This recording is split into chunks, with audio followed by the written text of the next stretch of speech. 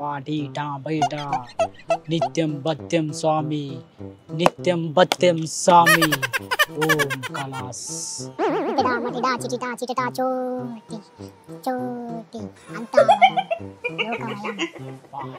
స్వామి మనసు ప్రశాంతంగా లేదు. భక్తుడా, నేనున్నది మీకోసం, ఎల్లకాలం మీకోసమే ఆలోచిస్తా, మీకోసమే నిత్యం భత్యం తీర్థం తీసుకొచ్చా. ఇది ఒక్కటి తాగావనుకో నీ ప్రశాంతం అంతా ఇట్లా ఎగిరిపోతుంది. ఎలా ఉంది మన నిత్యం భత్యం తీర్థం? అదే కదా నాకు కూడా కావాల్సింది. అయినా ఒక చిన్న పని ఉంది నువ్వు చేసేది. ఇప్పుడు నేను ఇట్లా తెల్ల కాగితం మీద ఒకటి ఇస్తా. ఇప్పుడు నీకు ఇట్లా కళ్ళు తిరిగినట్టు అవుతుందా? ఇట్లా చేతి తిరుగుతుందా? ఇట్లా తెల్ల కాగితం మీద ఇస్తా ఒకటి. దాని మీద నువ్వు సైన్లు చేయాలి, సరేనా? ఓం హ్రీం క్లూం. చూసావా మన నిత్యం భత్యం మంత్రం ఎలా పనిచేస్తుందో?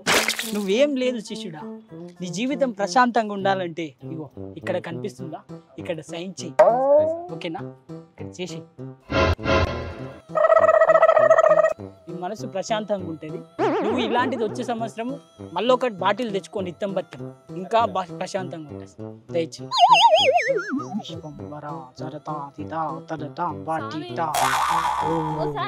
మా సాయిలు వాడు కనబడతలేడు స్వామి. 3 దినాలైంది, ఏడవైండో ఏమో వాడు. ఒక్క నిమిషం ఆగమ్మా, చూసి చెప్తా. ఆగో గీ బాబాయ్ ఏంది మా సాయిలు గాని లక్కున్నాడు?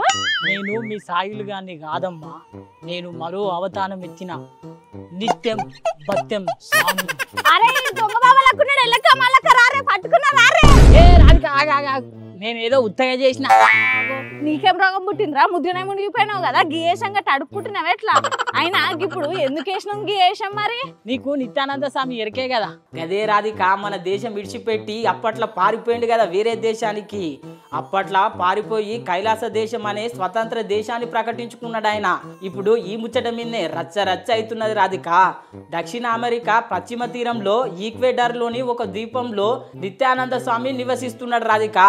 ఈ ప్రాంతానికే కైలాస దేశం అని ప్రకటించుకున్నాడు. ఇప్పుడు కైలాస దేశాన్ని విస్తరింపజేయడానికి బొలివియాలోని అమెజాన్ అడవుల్లో ఉంటున్న గిరిజన వర్గాల నుంచి దగ్గర 9 లక్షల ఎకరాలు 1000 సంవత్సరాలకు లీజ్ తీసుకున్నాడంట రాధిక. ఈ ముచ్చట తెలుసుకున్న అక్కడి ప్రభుత్వం ఆ లీజును ఎంబడే రద్దు చేసిందంట. అయినా అడవి భూమిని వేరే దేశపోళ్లకు అమ్మే రూలే లేదు అని చెప్పి ఉన్నదంట రాధిక.